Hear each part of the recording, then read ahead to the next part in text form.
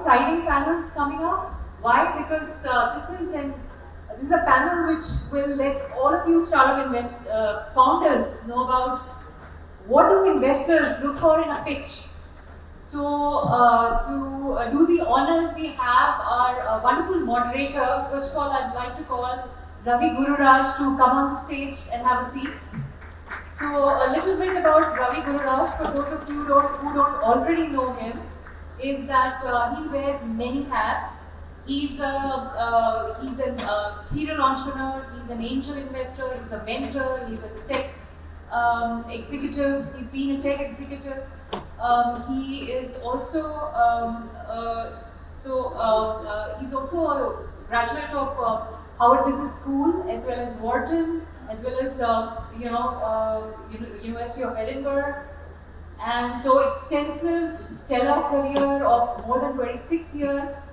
And he's also been the president at Thillai, Bangalore, and we are very lucky to have him here today for our panel. Thank you, Ravi. And others on the panel are Ravindra, Krishnappa, who's an angel investor as well as the managing partner at July Ventures. Ravindra, welcome. I know him from a time, especially we got introduced when we were with Startups versus COVID, a collective of all startups working on the common goal to fight and combat COVID and support the government as well. So I know him from those tumultuous times. Wonderful experience there. We have also joining us is Pratap, Raju, who is the founding partner of Climate Collective. So a little bit about Climate Collective, which is a not-for-profit organization that includes a VC seed fund. Pratap was a JP Morgan banker in New York and grew up in the US, moved to India and turned entrepreneur in IT, and then later on in solar and wind project development for over 5 years before starting Climate Collective. Welcome, Pratap.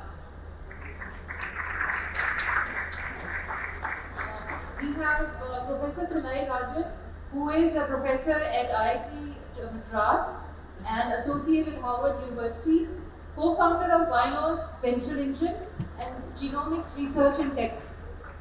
Welcome, Professor Rajan.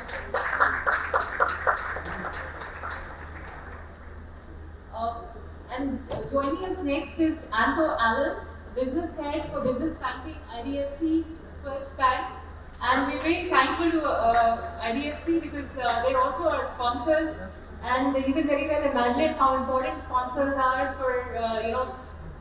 for sponsoring innovation and creativity. So we thank IDFC Bank and Anto for supporting us.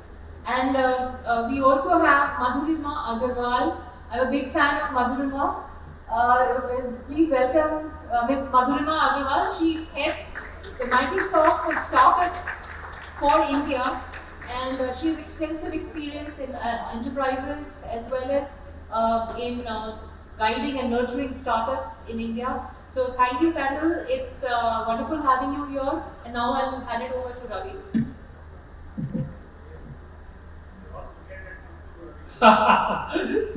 Thank you for the generous introductions. Very well done. So we're going to have an interesting panel this afternoon. We've got investors from all different areas of kind of investing, from accelerators to angels to funds. And what we're going to focus on, just to level set, before I ask all my co-panelists to introduce themselves briefly, we're going to focus on early money. That is, not the kinds of things maybe you read in the economic times of some company having raised $30 million or $50 million. We're going to focus on folks who are similar to those that have pitched here, who are raising their first money or money right after maybe the initial angel round, right? The first institutional money. So that's the focus of this panel. So I'll start with you, Madhurima. If you could just introduce yourself briefly and tell us what area you're working in, and then we'll go down.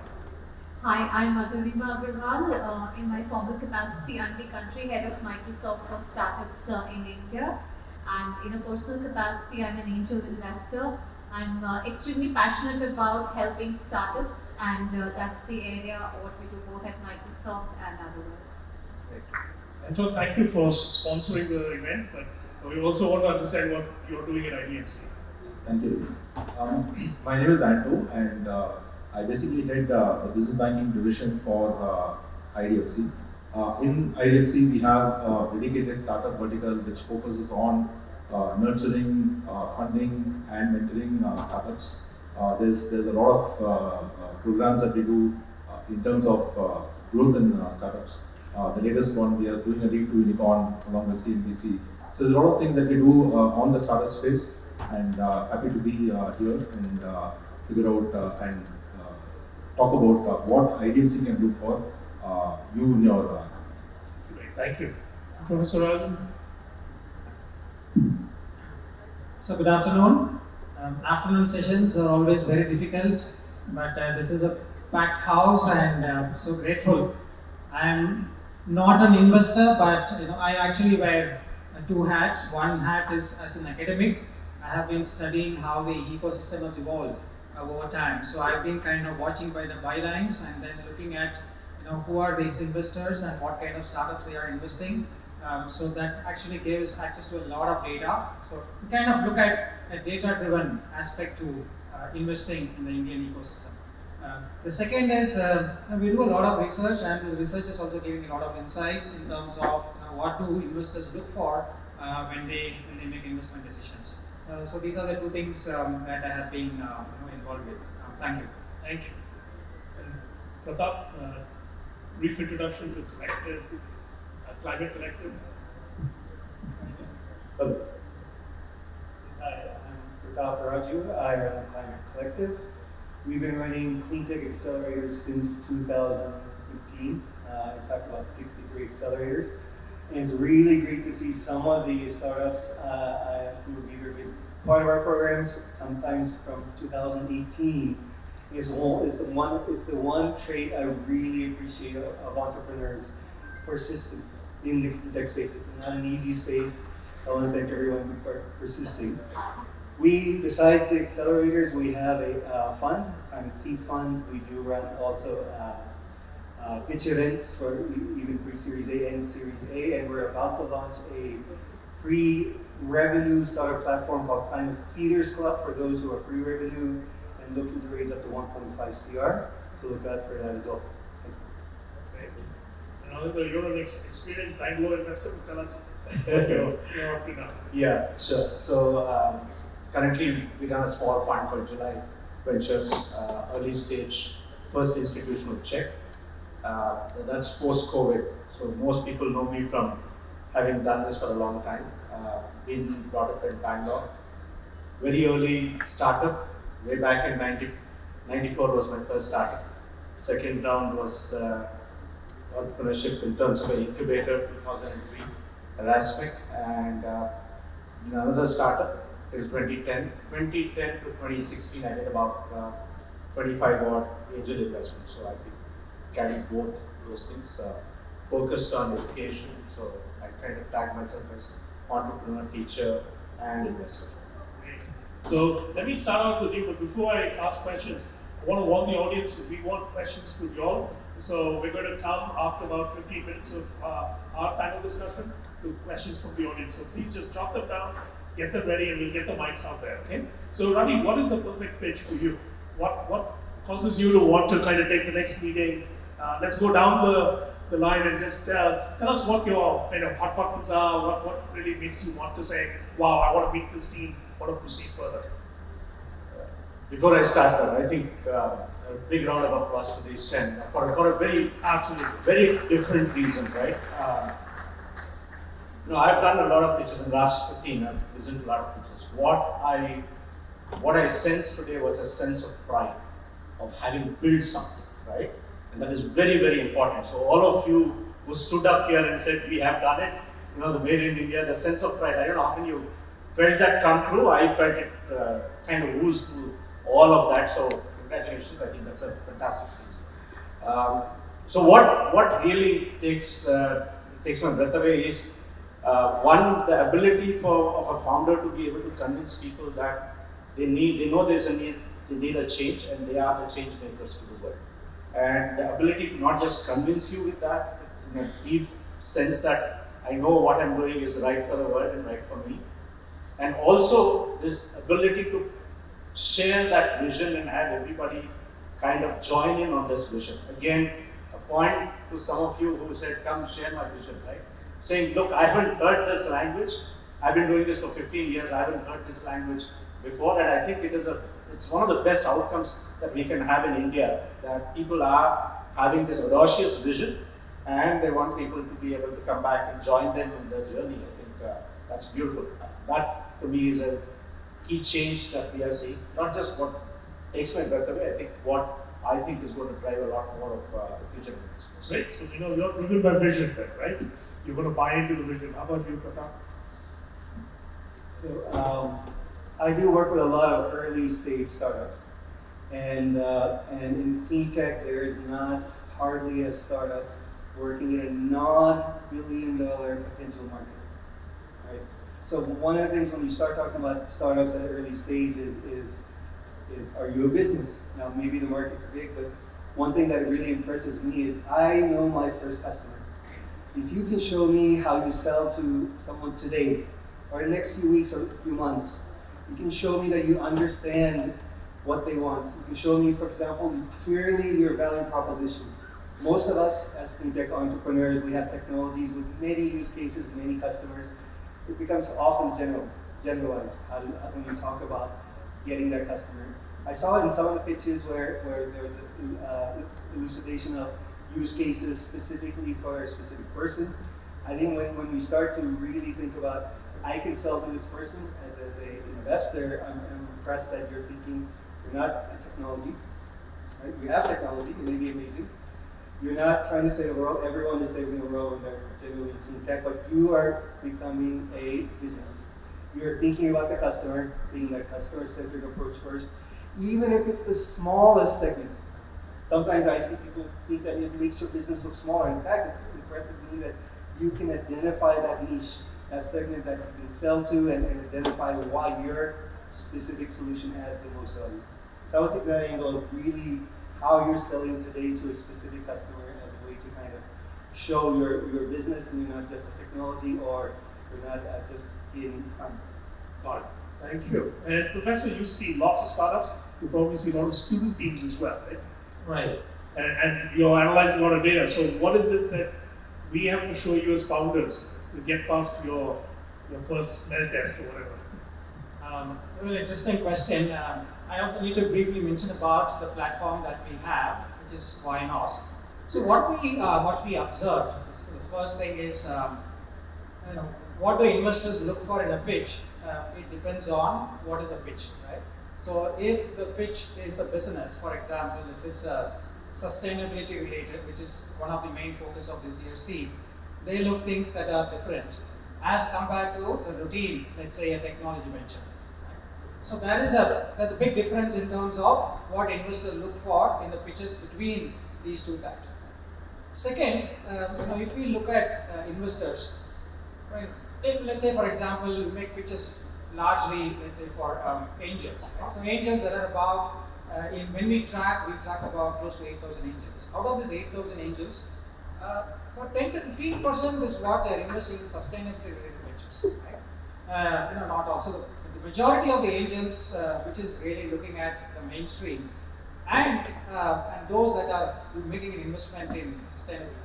And then even if we are looking at sustainability related angels, which is about close to, let's say, 1,000 of them, they not only do that, they also have a mix. Right? Sometimes they find something very passionate entrepreneur, then they invest, but then majority of them are not in sustainability. So the difference that we are able to observe is that one, people are looking at entrepreneurs with with a lot more institutional kind of research kind of support, in the sense that it's not a purely business model driven venture, but looking at a quick study of the ventures that has been supported, been invested, they're looking at some kind of research angle to it, right?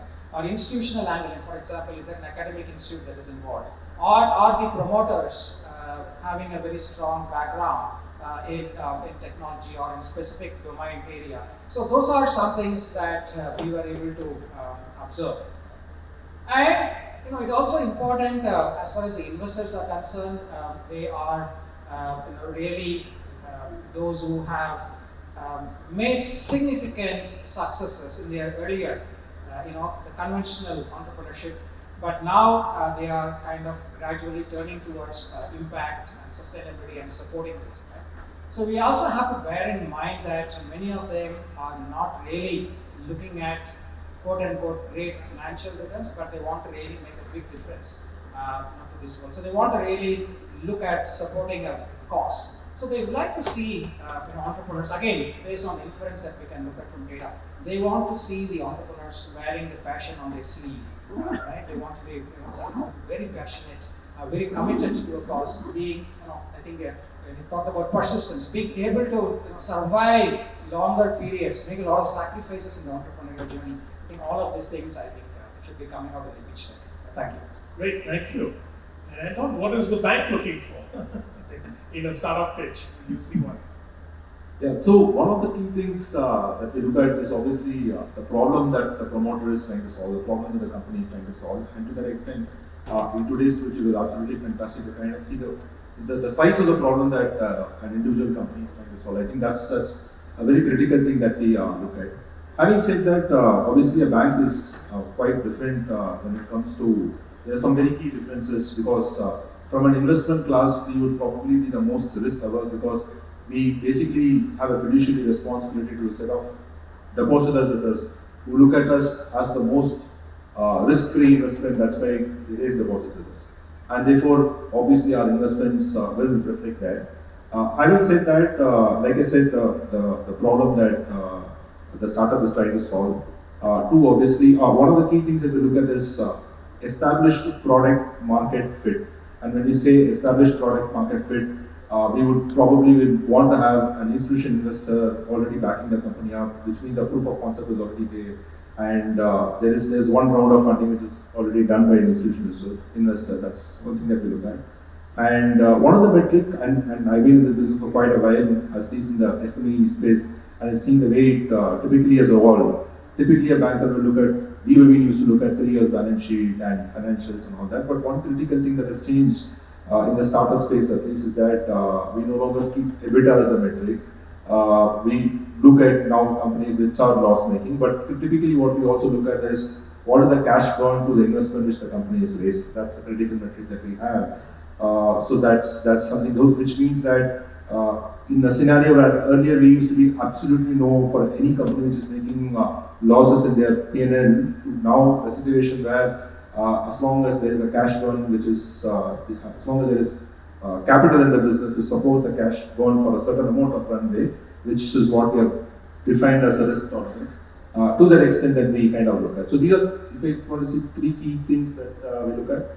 Nice, thanks for that insight. I mean, the bank is looking for runway as opposed to safety. Madhurima, you represent probably the largest company in the world, big, huge technology platform. What are you all looking to do with startups? So at Microsoft, we have launched a new program called the Founders Hub, which is open to all startups, even with folks who just have an idea. So you don't have to even have incorporated your company, but you can sign up, you can avail a host of benefits, including credits, but not just credits. The main part, I think, is the access to expertise and knowledge that you get by being associated with a company like Microsoft, right? And especially in today's world where literally everybody is born in the cloud. While today developers might not be proficient on cloud, Microsoft extends that knowledge and helps you build that team.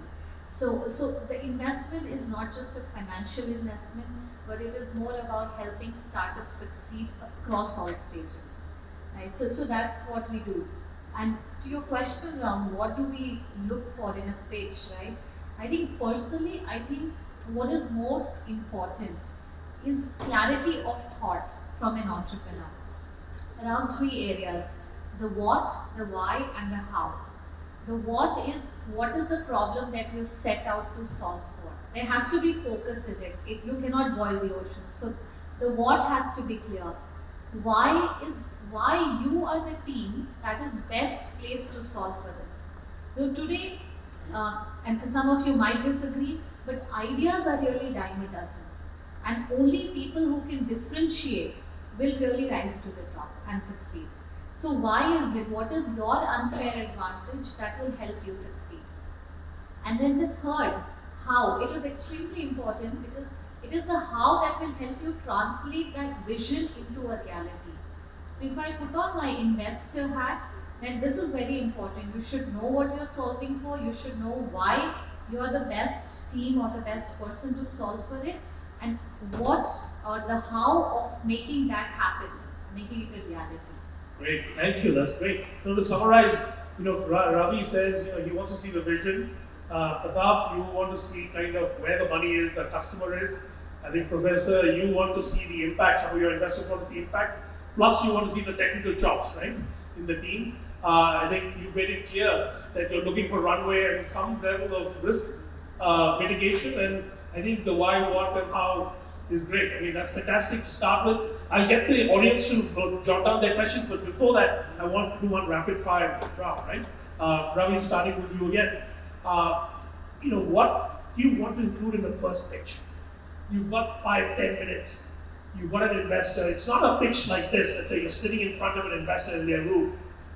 Do you want to spend those 10 minutes with 20 slides? Do you want to try and make a personal relationship happen?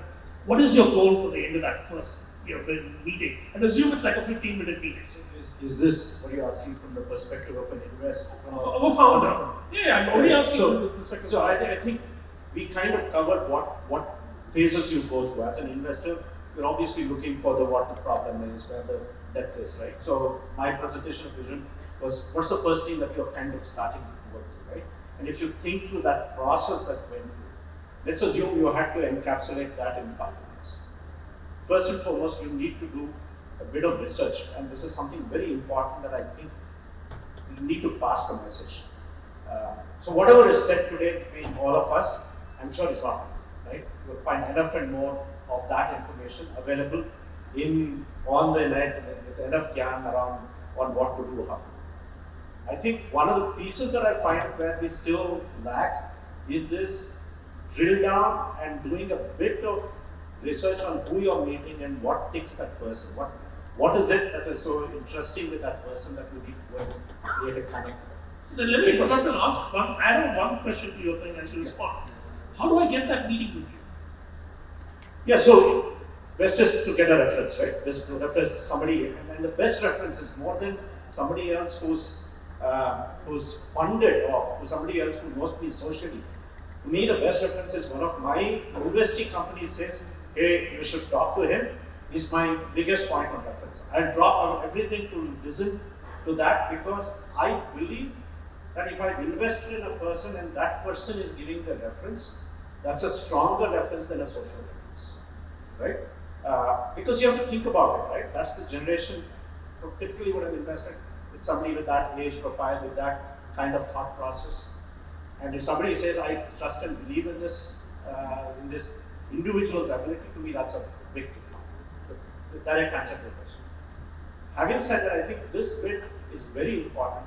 Do a bit of research when you're going to go meet someone, right? You'll know what kind of companies that they've invested in. You'll know what they are passionate about. Because you're not going to get the check in the first meeting, right? That's not the target. So let's go back and figure out what is it that you want. You want two things. One, you want their interest and curiosity level to be picked up. Right?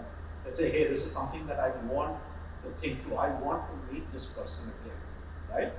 And the next one is what you're angling for. In most of the investor meetings, please remember, it's not bad that you're going to set up your next meeting. It's actually a very good thing that you're saying, hey, I'm going to follow up with something, right? If the person had 3-4 other questions, then that's a great segue for you to go back and say, okay, when can I come back with answers to those questions? But more importantly, you know what you're driving the direction of that conversation. Rather than coming in from blind and saying, hey, I'm doing this is what I do. And in some ways, you don't even know whether there is any resonance on that. Pratap, how about you? How do I get into your office to pitch you? and what's going to make you want to take that next meeting? It's specifically what kind of pitch do you like? So Right. not the generic, this is what I want. Right. But maybe I could start with the first question and lead to this. I work in climate tech only, and it's a unique space. When you invest, one of the things that is people focus on climate and sustainability. That doesn't seem wrong, does it? Most investors see plenty of pitches. They see technology. That's not unusual. They see innovation. They see amazing people. We have this in our community. Most people want to see, is it sustainable as a company for, right? Especially short pitches. In a short pitch, you have 5 minutes or 10 minutes. You don't want to waste time on impact, not because it's not important. It could be the main reason why you did this. It's because you want to get the person's attention. A 5-minute pitch, a 10-minute pitch is not how much information I share, but how do I get this like a teaser? How do I wow you to get the next meeting, right? And oftentimes when everyone receives so many pitches, you want to make sure that you're dealing with, especially in the climate space, a business, not an impact-oriented, maybe a very important impact-focused startup. So I would say, especially in pitching, in short pitches, in an investor pitch, is focus on the business. Right? There's plenty of time to talk about the impact. It could be something that maybe in the next meeting or at least alluded to or put it at the end. In fact, in our format, we try to incline it in our slide deck format at the end. First, focus on the customer. First, show that this is an amazing business. In climate tech, the impact comes from business. The fact that people are selling, you create customer value or business value, that is where the impact comes from.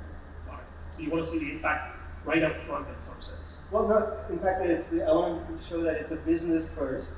Talking about impact, it's important. It could be the driver, but in a 5-minute pitch, especially to an investor audience or meeting, you want to talk to the investor. If it's a audience like this, maybe you want to talk about impact as maybe it's a general audience. Impact is important because it's a story. How about you, Professor Raju? Same question? Or? Well, you can take it. See, what is it that if I get a meeting with your team, what are you looking for that will make the pitch really effective? What is the next step that the next filter? I think at the outset, I think we should all understand that today on an average, if you look at it, there are about 3,000 startups that are coming every month. And then if you look at the number of angel leads to start with, it's about 100, 150 every month. So on an average, I'm sure that these investors are going to see a lot more pitches. Right? Their ratio, pitch to invest ratio is, depending on whom we ask, it could be as high as 1:100 or it could be 1:10, but definitely the ratio is going to be very, very low. So if we kind of remember that and say that, okay, so how could I be that particular one out of 25 or 10 or 100, whatever it may be, then I think it's very important to kind of be clear in terms of who is the investor that we are going to meet, and then, as Ravi is mentioning, do a lot of work before, right? So we cannot really, that could be a canned pitch which you might actually prepare, but then it has to be customized to each and every investor, right? And before that, it comes the introduction. So introduction could be, it could be from social reference, or it could be an investor reference. It could be from somebody whom the investor would respect. For example, the investors could respect maybe somebody from the academic community, somebody from the LP community. Right? So there are multiple ways in which I think you can approach these investors. But then most of the time they are going to check, okay, why don't you send me a forwarding note, then I will send it to the investor along with the reference. So that forwarding note, I think, has to be extremely articulate. And why it is so important, that investor is, that you're actually shortlisting that investor, why that investor is so critical for your venture to have, right? And what is it that you can actually give to the investor, and what is it that the investor can get from making the investment? All this in not more than 150 to 200 words, right? So it's a big challenge. That means you have to spend a lot of time writing this very concise write-up for that particular investor, which could then be forwarded. But once I think you get a meeting, I think if you have a choice, ask for a meeting in the first half of the day, right? Not in the second half of the day, right? I mean, sometimes some of these things play a very important role. Early morning, everybody is fresh in their thoughts. People look at the world in a very positive fashion. So I think ask for a meeting in the first half of the day and see if you can make a better pitch. But then, as I was just mentioning earlier, have a lot of passion. Ask for a meeting, face-to-face meeting. If things permit, face-to-face meeting is always better. And that's probably some of the things that I'd like to highlight. Thank you. I think those are important points, the hit ratio, so to say. And I'll ask Anto and Madhurima to tell us, how many startups you meet that you reject. I mean, no is the norm, right? Unfortunately, but that shouldn't dissuade founders, because the normal founders making dozens of pitches before they get to yes. Please talk a little bit about that. So typically, like the way what we typically look at a startup is, what is the problem the startup is trying to solve? Two, what is the quality of the team, the key founder team? What is the quality of the team? Third, who are the institutional investors, so that we know what is the product to market fit which is there. And four, like I said, what is the cash burn to the capital, and therefore what is the runway, how many months of runway the startup has got. So these are four critical things that we look at. How many startups do you meet that you then say yes to? Yeah, if you meet 100, how many will get your money? So that's okay. So just so founders understand the ratios. Yeah, so typically, for example, there are multiple reasons. One, the customer needs to, the startup needs to go through the filters, and also two, the terms of the finance needs to be okay with the startup. So if we take a combination of these two, I would probably say, let's say 1 in 10 kind of number is what typically goes.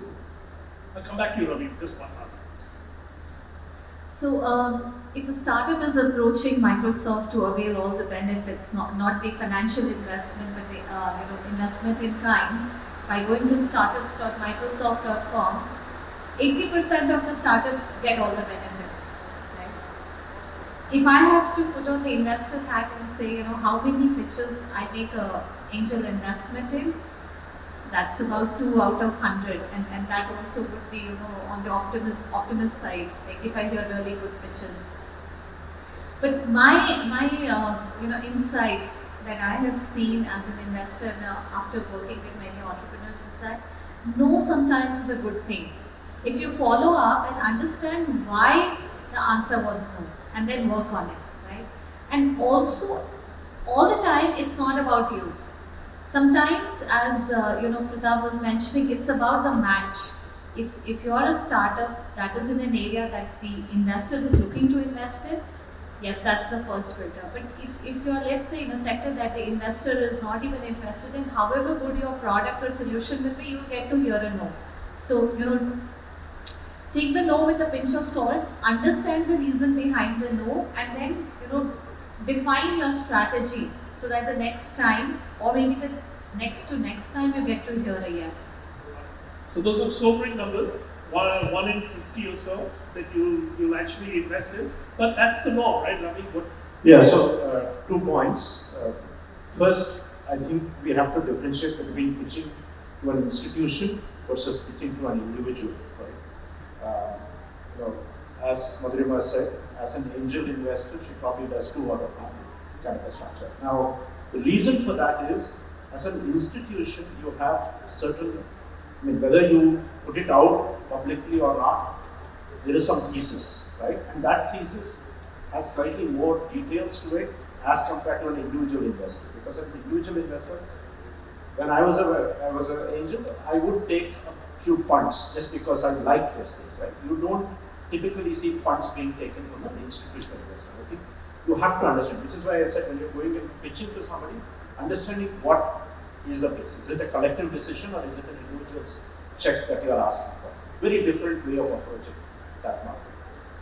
The point that I want to talk about is stats. See, this is a fund, so we are an early stage fund and we follow that.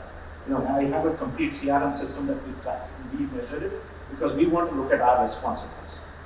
On an average, we get about 150, 160 pitch requests, whether it is deal requests, right? Whether it is something sent to you on a PowerPoint, some references, etc. That's how many we get in a month, right? More than half, I would say about 70 or 80 of them just go out of, this goes straight into a old box, simply because it doesn't match the thesis or it doesn't match what you're trying to work through, right? We probably would have said, we don't do direct to consumer, but somebody still sends that. They get sealed off. Eventually, we'll probably in a month spend time on about 15, bring it down to about 3 that we think is it really worthwhile to do a deep due diligence, and maybe choose one that we will go back and work with, right? So the ratio is, as we said, massive in terms of the churn that you create as you go. And people think that they send it again after 3 months. We don't know. We have a mechanism, right? We know exactly. When you send something 3 months later, we'll know what changed. And maybe we will pick it up, but we'll pick it up only if we know exactly what was changed, because most of us cannot do this manually, so we have a system in place that kind of filters out most of this. So you got a robot deciding right up front. Right? So let's open it up to the audience for some questions. Can we have a couple of mics up there? Do you have mics? Please raise your hand. Be very brief. We don't want to pitch now, okay? It's just so we're sure.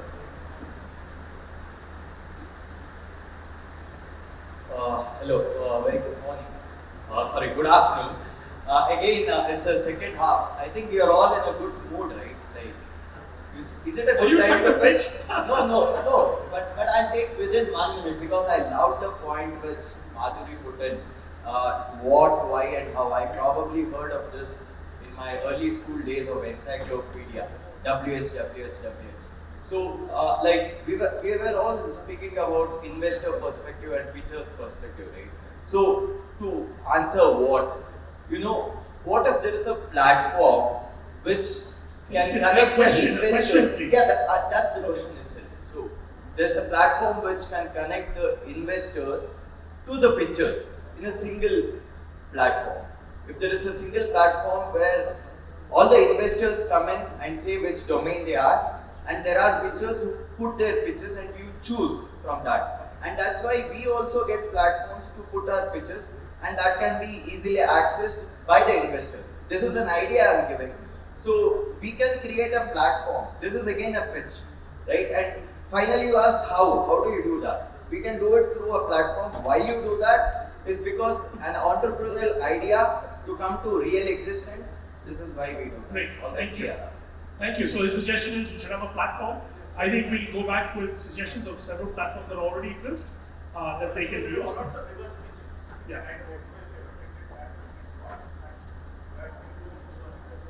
Correct. Yeah. Hi sir, my name is Yash Chandan. I just wanted to ask, like in the current day, there are many retail investors like Type, Pod, BizData. So these usually even think of investing 20k, 50k and things. So what are your views on those? How will they come up and what are their... So what amount is too small? Take on retail investors? Can you aggregate as a private company at a very early stage? You run into regulatory issues, right? So are you talking about crowdfunding kind of a structure, is it? No. So 2 aspects. When you're taking money in 2 forms, right? If you're looking at retail investors taking in money, my suggestion is look at a model like Kickstarter. I'm just putting this out, right? Don't take it as equity. There's a fundamental difference that when we talk about investment, as an investor, we want to sit on the cap table, right? Cap table is, that means we want to hold shares, and our exit is not in this particular process. Our exit is 7, 8, preferably before 7 years, and our exit that we look for is simply capital gains, nothing else. A typical investor is not looking at a dividend paying company from an investment. I'm talking about a venture investment. not about other investors, right? So if you're talking about people who are willing to give you money to help you do the revenue side of it, think about this as a way. Do not get them into the cap table.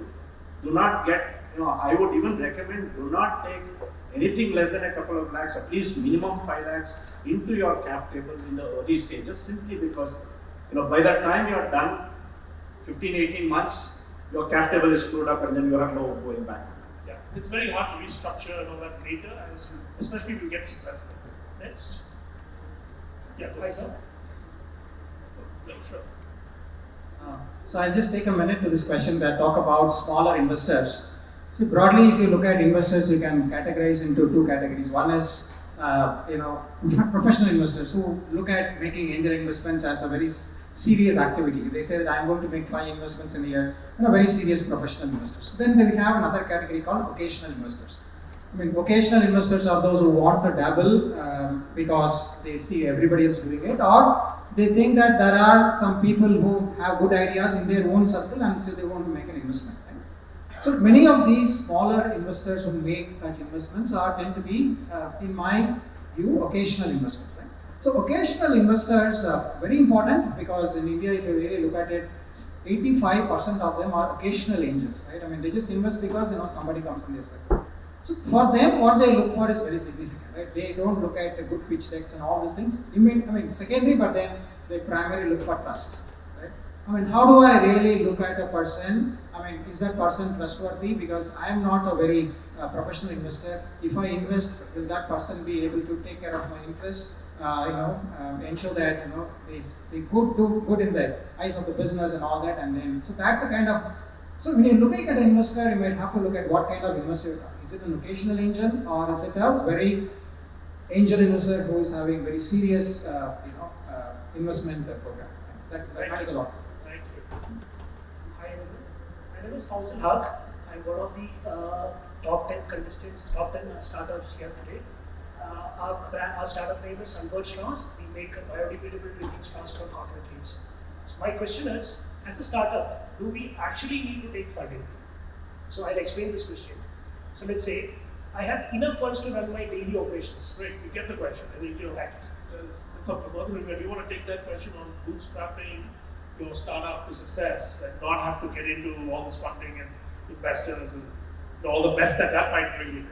I think that's the best thing a startup can do. That is not take funding if it's not needed, right? Why you have to take a step back and think. Anybody who's looking at raising funding, why are you looking at raising funding, right? The main reason for taking external capital is that because you have everything else that is lined up except for the capital. So it is just the capital, lack of capital that is stopping you from executing and reaching your dream. So if that is not a problem, that's what I understand from you. If you have capital to grow your business, by all means, why would you want to take funding? Because today a lot of times success and funding are equated. Right? There's a lot of glamour around, oh, this startup has raised so much amount of funding. That's good, but as an entrepreneur, never ever equate your value to your valuation. That's how I think about entrepreneurs, right? Bootstrap is the best thing you can do. We have a lot of examples in India today. Right? I don't want to take names, you can do your research, but there are a lot of, and being an investor, you would know the moment you give someone money, you set certain expectations and you have to deliver, you lose control. So I'm not saying don't take funding, but if you can avoid taking funding, by all means. Great, thank you. So, yeah, please. But brief, so we'll get more questions. I would just add one thing is I used to run a solar business and we were doing pretty well at 80 megawatts developed and installed, but the competitive landscape was different. So people were raising money so they could get to a scale where they could attract cheaper capital. This is 2013-14. We lost. Now, in that sense that we didn't need to raise money to continue, but we didn't take a strong enough view of what's happening around us because there's always market distortions, especially in certain business models. Sorry, I know you want to get to the next question. two very important pieces. If you take VC money, right, not grants, you're taking VC money, you have to figure out how you're going to get them an exit. Because if I run a fund, I have taken money from both, those are called LPs. I have a fiduciary responsibility that I give a certain return to them and in a certain time frame, right? So understand that piece and then the rest of it can work. How are you going to give them an exit if you take a VC money? If you don't want to take it as equity VC money, then there are a few other pieces you can do. You can do loans, you can do grants, you can do revenue-based financing that is available now. You can use your franchisees. So now you talked about, I saw what you put up. You put your franchisees, they can invest a certain amount, they can be self-sufficient, they can be micro entrepreneurs in their own side, in which case you don't need to fund that process. But if you are going to go and think a worldwide brand, believe you and me, you will need external fund.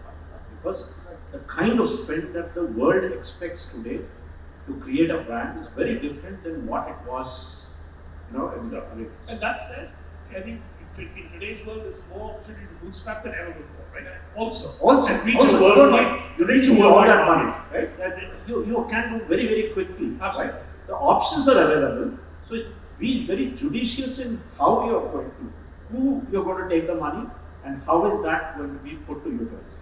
Yeah, thanks for that good question. Next one. Yeah, good evening to the panel. I think it's very interesting.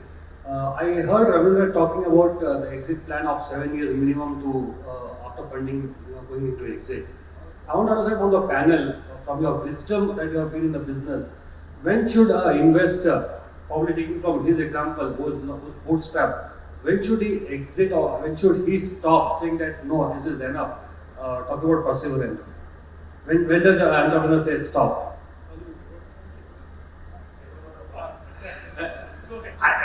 My reality is I don't want the entrepreneur to stop, right? When an entrepreneur comes, I want the entrepreneur to go through for a longer period of time. But you have to understand, I have done investments that I still hold that were done 11, 12 years ago. But that is from an angel perspective, which meant that I was not responsible to return somebody else's money. Whereas most funds that get formed, where they create a venture capital fund, like a SEBI approved fund. We tell SEBI that this is the fund duration and this is how I'm going to make that fund exit. Right? So in those cases, it's not our money we are playing with. We are playing with third party money, so we have that responsibility.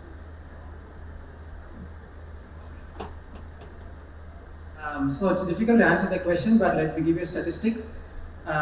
We looked at about 4,000 startups that have closed down. So the average age at which they closed down is about 4 to 5 years, right? From the time they incorporated to the time they close, average is between 4 to 5 years. That gives you an indication as to what's actually happening.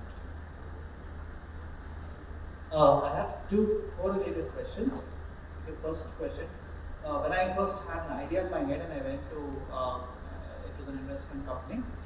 At that time they said, you've just got a proto and it looks like it can only serve a use case in a controlled environment. Come back when you have something that runs on Indian roads.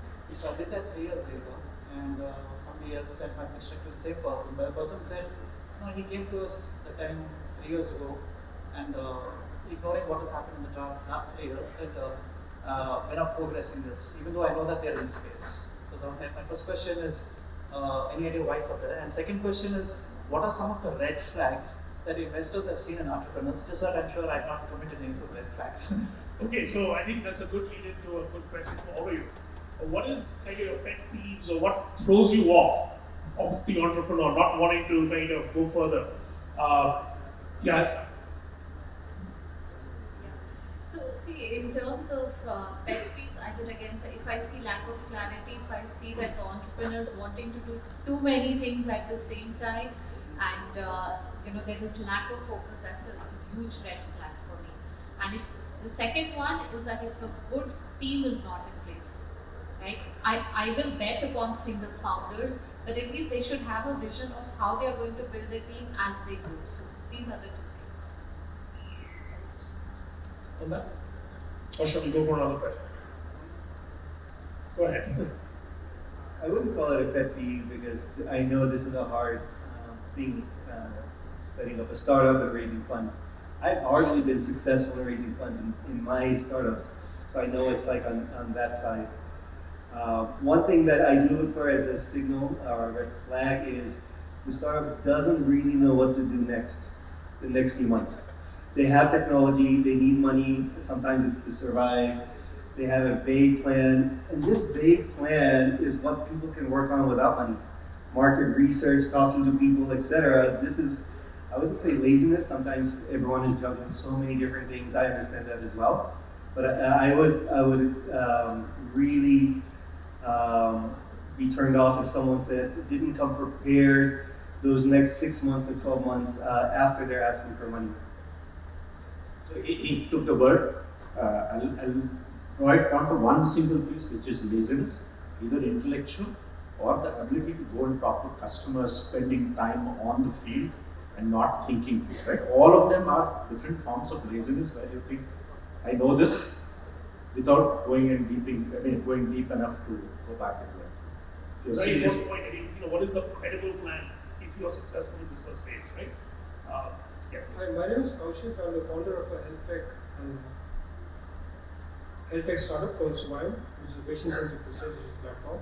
My question is, when I have, thing is, with our GTM strategy, we have basically three prongs. One is a B2B2C, another is a B2B, and a B2C.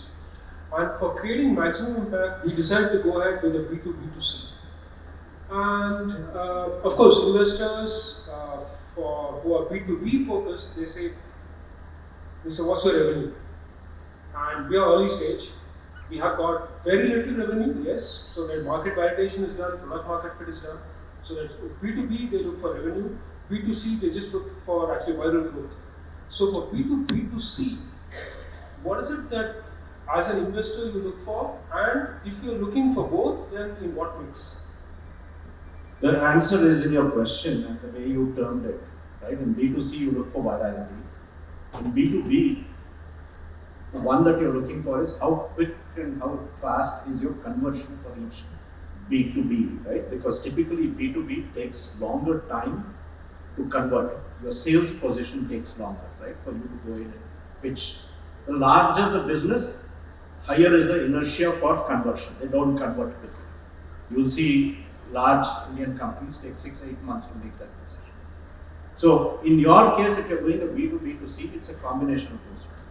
Your B, that is your customer, the business acquisition, customer acquisition, how quickly do you do that? And once you do that, are they able to leverage virality within their consumer base to be able to do it? So the answer was in the combination of these two is what I would probably do. So the thing is, it was more from actually the investor standpoint as, so for instance, I don't have revenue right now, or rather I don't have anything significant revenue to talk about, but I'm still not reached that stage where I have got viral growth. So what is it that would make them invest? I don't think you can do anything to make it invest. We get your point, which is you're a pass through another business. Oftentimes it's the strength of that partnership, what can that partnership deliver, how can they help you get the C, right? In that scale. So evidence of that probably is what you're looking for and investors are looking for. So there is a piece, hold for a minute, and I think this is important. When you don't have money as the factor, please use time as the factor. So if I take here education as an example, I may not have got my revenue, but prove to me that a kid has spent an attention span more than average of an hour working through that particular piece because you grab that attention, you grab that time. Use time as a factor when you don't have money as a factor. Some evidence that you're getting traction there. Okay, next. Thank you. So, hello, my name is Pratik. I'm from Geetham University. I'm studying BTech.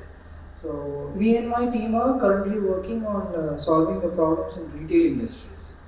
I have a question that as an investor, would you be more interested in investing in a startup with ability to solve more problems or a startup with ability or a startup which is trying to solve a single problem at once? So focus or broad problem-solving ability. No, I agree with I think Madhurima. She's already said said that, right? Focus. Yeah. You need to focus, and I think that's what the investors need to know what they're investing in, right? Focus always comes. You can't, she made the point, you can't boil the ocean, right? Well, my problem is if I focus on one problem in retail industry, one problem we are currently solving right now is wardrobing. It's simply an act of ordering clothes and using it and returning them. It's a simple, small fraud, but it is causing a multi-million-dollar company huge losses. Like Mitra, for example, is facing a lot of loss due to this small fraud. But the solution I came up, or my team came up with for this problem is small. I mean, it has scope, but the problem for my startup is I can't have a startup just for this product or this solution. So what should I do? I should focus on more problems at once, or I should go with this product or this solution? I think the investors, at least here, are suggesting that you try to get a good solution for one problem first, right? Is it worthwhile solving? So yeah. Sorry, Ravi. Please understand, not all of us are going to build a unicorn. You should appreciate what the Israelis do. Most of the networking and security companies in the US are all ex-Israeli guys who went in as a product manager, worked for Cisco for 3 years. They found one small slice in their product gap, filled it, and did it in less than a few years. Right?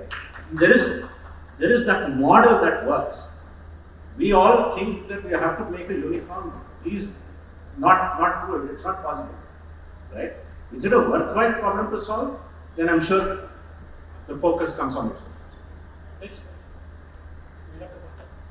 Hi, I'm Vaishnavi from Satiki Solutions. So my question is that how is the process, the explanation of the process, important for the investors? So are they interested to know the process? How are we going to solve the solution, or just the fact that we are going to solve this problem and this is the solutions? What is the process? Great question. So how deep should we go in the pitch? I mean, do investors just want to see there's a big TAM, there's a big problem, there's some star, marquee, early customers, they're willing to pay for it. Is that enough, or should we get into the equations underneath the tech in the pitch? This is my experience as an entrepreneur. Is a lot of things matter. You have to get the customer, you have to learn how to manufacture, scale. Your finance team has to be there. So it's one thing, you can't pull the string, many things will fall apart. That's different from how you pitch, right? If you're pitching, oftentimes, especially in short pitches, you want the next meeting. You want to grab their attention. This is worth my time. It's the single biggest problem. We get so many pitches sent. I wish we had more time. It's hard. So I would say that focus on what's the most important. I know, for example, I know one example. I saw David Earth last month. Amazing technology. It's a good lead to start, right? While maybe on the another startup would focus on the customer or the impact, etc. I would say that when you're pitching, focus on the one that will work with that investor or with that in that pitching environment first. But as a rule, as Ravi mentioned, it's a multi-stage process. You don't get money on a pitch. You start the discussion. Next time you get into other things. Well, how are you manufacturing? How are you going to scale this up? Everything will come into play that matters. But when you're pitching, one thing I do look at is when people pitch everything. It's hard to understand any pitch that gives overloads with information. So to some degree, focusing on the most important for that stage is introductory. Will it lead to the next meeting? So my question, my response to I think Vaishnavi is that all these are knowledgeable investors, right? And they very well understand the devil is in the details. So I think details are important. And when you are having a doubt whether to show it or not, err on the side of caution. Always better to show that these are the details, and if at all they would want to skip you, they will tell you. But you should always be on the side of caution. One or two last questions. One question here for the same panel is about competitive assessment of the market to find out whether it's too busy. If I come into an area and I say I'm going to be a player and there's 2 or 3 other funded companies, would that be too many to address the market? So it's a good question. I mean, we often see actually investments go into companies that are like the previous investment that just happened. You'll find like 5 companies get invested that are almost all in the same space, right? So is there something like too crowded a market or too many deals have happened? Is that, what is your, Pratap, or do investors kind of play off each other? I've seen this once in certain areas like EVs, but in other areas of clean tech. Market share 0.001%, right? There are of course certain business models that have strong network effects, especially online e-commerce. But in most clean tech, I think there's enough room to grow. There's enough room for other people to say I can do it better, right? I don't think it closes off opportunities. Maybe certain investors don't like that. That's a different point. But when I see the market, India especially is such a big country. There are plenty of customers, etc. When we look at most clean tech, and you have 5 funded startups at 0.001% of the market, I don't think anyone should be worried about funded startups. One last question. This question is from Pratap. Knowing that you're in the climate space, I would like to understand why is it that the whole world is screaming about we are headed in a non-sustainable path, we're burning more fuels, we're using a lot of plastic packaging, single-use packaging, and so on and so forth. And why is it that quick commerce companies, which basically entertain single-use packaging and burning more fuel to deliver 1 gulab jamun to my house, get millions of dollars of funding? And why is it so difficult for startups that can't be viral, that can't be giving returns to B2Bs in the next 3 years, 5 years, trying to do climate change kind of activities? Why is it so difficult for us to get that funding? You got the hot question. And you know what? I don't really need funding. I think funding will come. I'm going to send you an email. I need to tap into your network. Help me reach out to people to develop this. Thank you. Well, the first thing is it's unfair, right? So once we recognize that, we move on and we try. So I would say, give it a little experience. When I was in solar, we were starting to sell solar at 9 rupees per unit, kilowatt hour, about 2011, well above the grid. This is wholesale pricing. Not many takers. When solar was well below the grid, a lot of people were interested. And this is perhaps the promise of clean tech.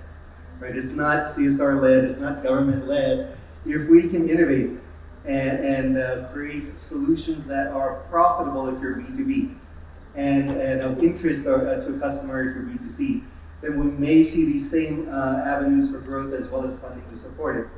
I'll give you an example is look at our EV landscape. Where are the passenger EV cars?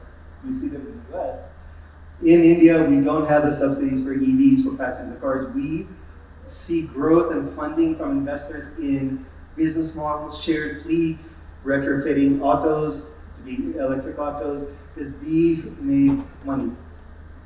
Right? So I think that even though it may not solve all our clean tech or our sustainability problems, I think what we can do as innovators is find those paths, either for business so that they adopt solutions, maybe because it's profitable or increases the customers.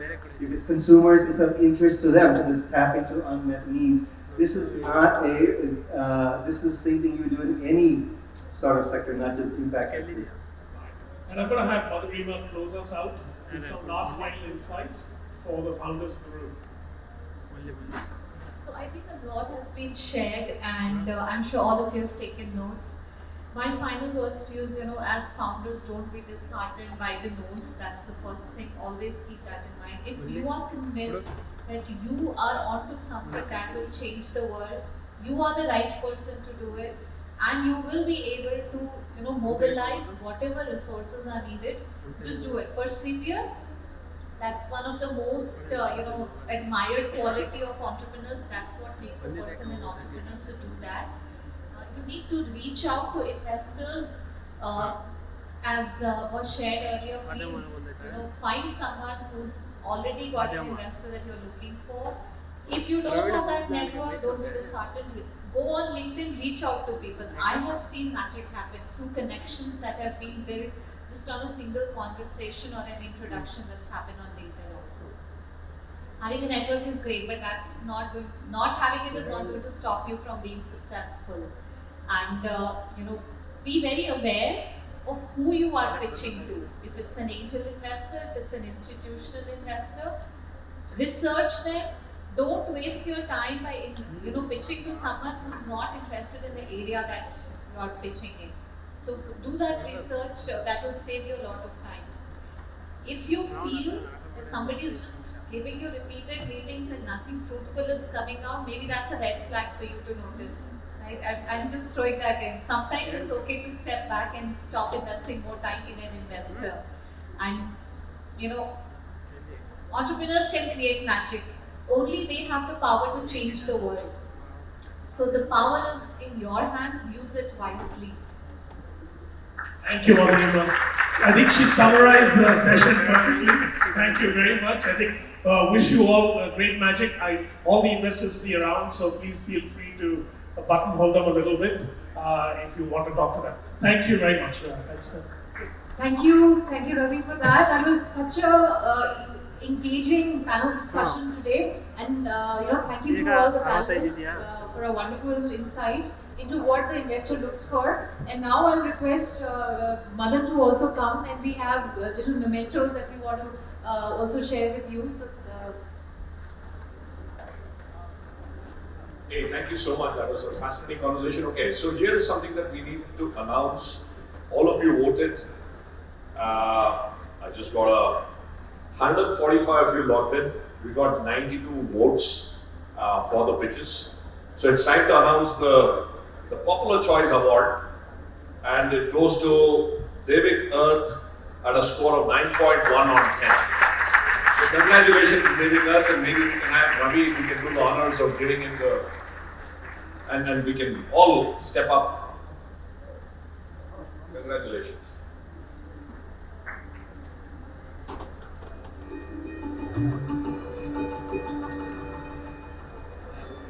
Here we go. Ravi. We can all join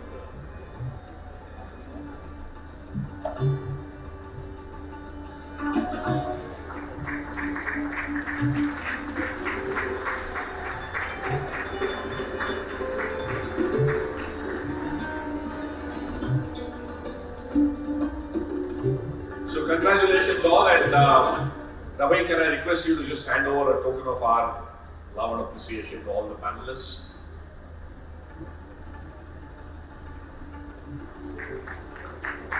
I would request all the top 50 startups to stay back in the room. We have, after this, a little bit more of stuff to be done, but a round of appreciation. Morning, I was mentioning about our partnership with YNOS. Thillai has been kind enough to extend the venture engine deal to all Thai members and to the startups here. So we'll come back with more engagement with YNOS.